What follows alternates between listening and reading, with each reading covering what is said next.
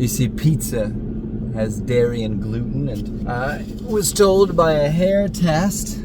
I sent it into the labs to check my DNA, and they said that it has an intolerance to gluten and dairy. Well, tell you, cutting it out has changed my body dramatically over the last year or two, but still, man, tummy's still having some problems, undiagnosed and ununderstood. So I meet this cool naturopath who happens to be practicing within Dr. Klum's building.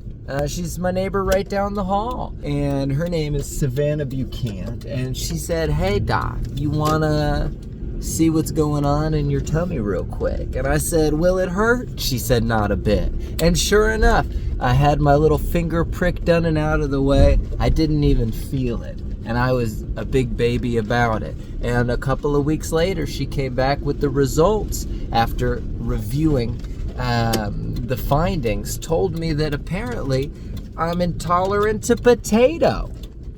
Potato! You know what you love to snack on when you can't have dairy and gluten?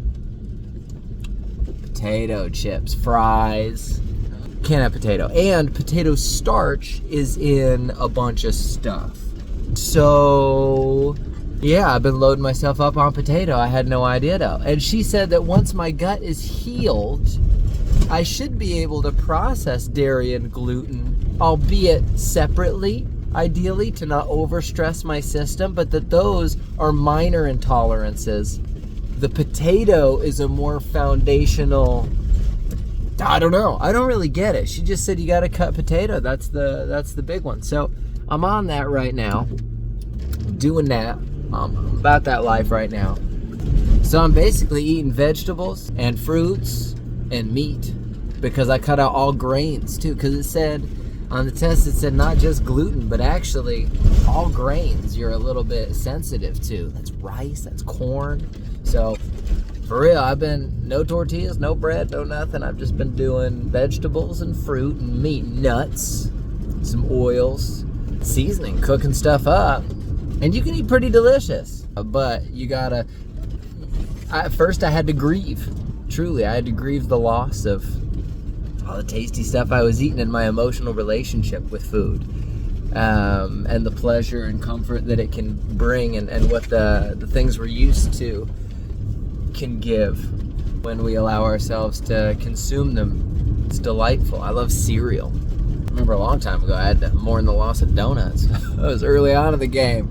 Once upon a time when I worked at Bellevue Chiropractic, and I hadn't started doing any of this gut searching of my own yet, emotionally, spiritually, or physiologically. In this case, physiologically primarily. We would get donuts in from time to time, like to celebrate, like anybody does. And I would rifle through 3 of those bad boys back to back, and then I feel so sick. My tummy would, my energy would be like, I'd be so lethargic. Start to get a little like migraine-y a little bit. And do you know what my thought process was?